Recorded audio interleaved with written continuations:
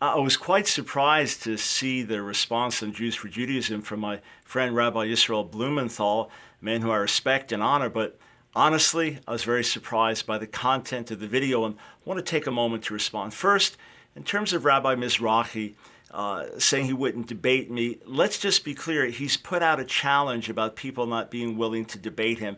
And for 8 years, I go back 8 years in writing where he's declined to debate me. So that's why I bring that up. And let's also put this on the table. Yes, I've written over probably 1,800 pages on answering Jewish objections to Jesus and Real Kosher Jesus, and then a 22-hour video series, and then a 16-hour lecture series. So I've got plenty of material out there. And yes, Rabbi Blumenthal has written a few hundred pages in response. That doesn't mean anything's been refuted. That doesn't mean anything's been rebutted.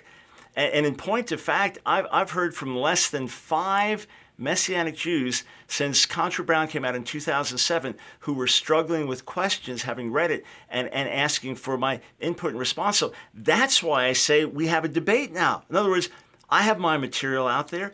He has his material out there. Now let's have a healthy debate. Just because a response has been written doesn't mean that anything has been disproven or refuted. But let me get really candid here.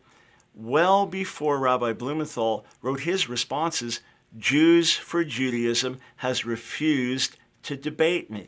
Rabbi Michael Skolback, another respectable man, for more than 2 decades has refused to debate me. Rabbi Ben Zion Kravitz, another Jews for Judaism leader, has refused to debate me. Others have over the years. Why?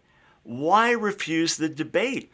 And let's take this one step further. Rabbi Blumenthal is one rabbi. He does not speak for the entire Jewish community. Just because he's written a few hundred pages attempting to rebut what I've written doesn't mean that he's speaking for the whole Jewish community. What about all of the other rabbis? What is there to fear?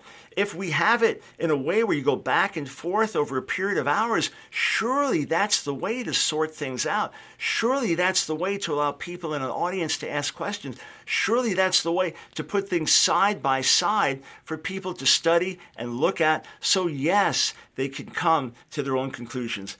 In fact, over 20 years ago, before I debated the late Rabbi Emanuel Shochet, an older Jewish couple came to me in Phoenix, Arizona, and they said, we almost believe Jesus is the Messiah. We're not sure. We have questions. What should we do? I said, come to the debate this week.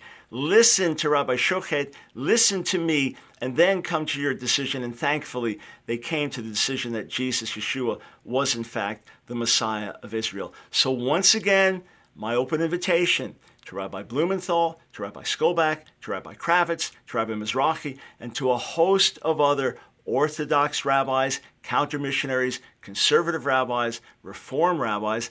Let us have healthy, constructive discussion of the issues, put things on the table so people can decide for themselves. Why not do it? Do you have anything to hide?